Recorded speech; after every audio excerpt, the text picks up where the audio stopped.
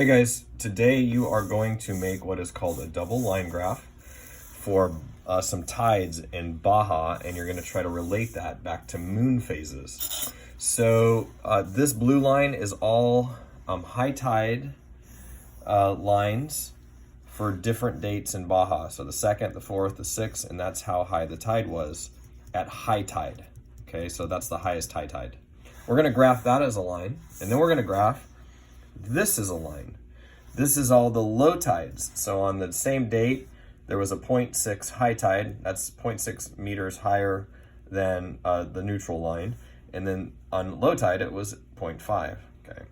And so these are all the low tides. And these are what are called minus tides. It's when it goes like below what we call base level. And so this is the low tide. So you're going to literally have two lines, a blue line and a red line. And we're going to look and see if we can compare data and what kind of moon phases there would have been. Instructions are right here. Okay, so here's what your graph paper looks like. In this case, I've already set up everything for you with your information.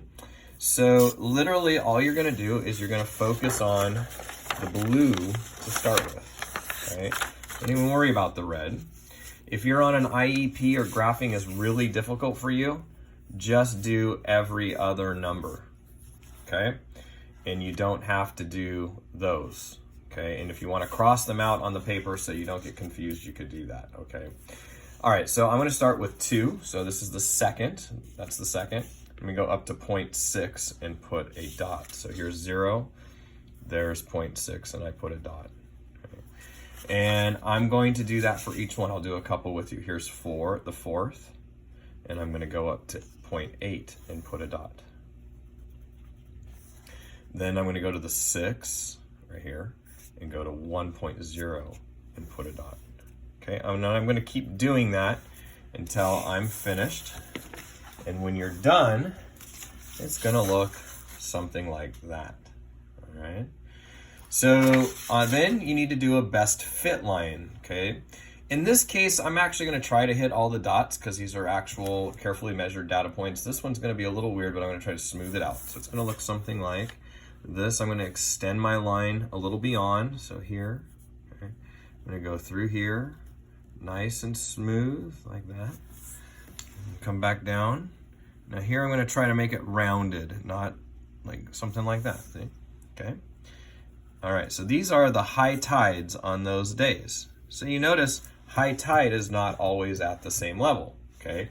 On the 10th, high tide was really, really high. Okay. And on the 16th, high tide was not as high.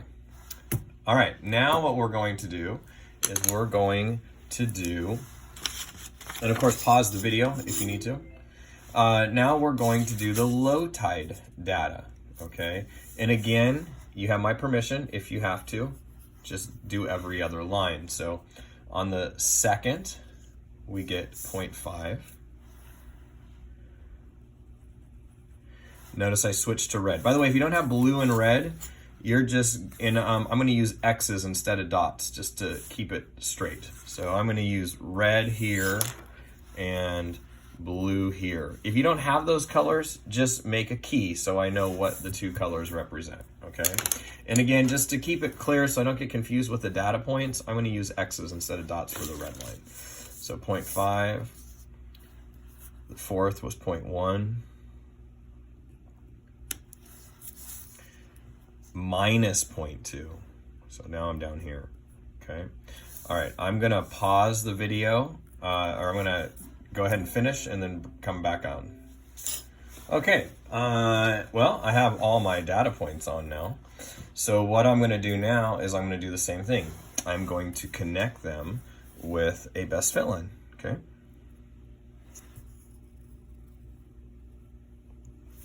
Down here. Boom, boom, boom, just like that. Okay, so this, on this day, that was high tide on the 10th, and that was the low tide. Whoa, look how incredibly big the swing is in water from high to low tide here. Whereas on this day, there wasn't much of a swing between high and low tide. And then here, not very much of a swing between high and low tide. So if you were at the beach on this day, the water level wouldn't come up very high and it wouldn't go down very low. But if you were on the beach on this day, man, there is a massive, massive swing in tides. So what we have here is, at this spot, I'm going to draw a box up here because you're going to draw in a moon phase that corresponds to that. What moon phase do you think corresponds to this? How about this right here? What moon phase corresponds to that? And then over here, what moon phase corresponds to that? So in other words, when are tides super high and super low, what kind of moon phase would that be? And over here, what kind of moon phase would that be? Okay. And then when you don't have very big swings, what kind of moon phase and what kind of moon phase? Remember, these were called spring and neap tides. Now, if you need to, you could go to that simulation that I gave you and look carefully at the simulation. When do you get big swings? What moon phases were they? And when you didn't have very big swings, what moon phases were they?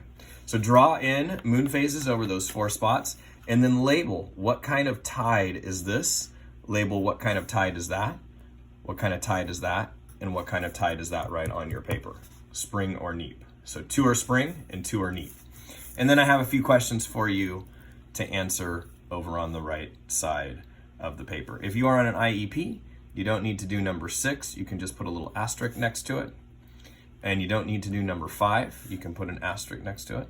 And you don't need to do number 4. Okay? Try to do the rest of those if you can. All right? All right. Thank you so much.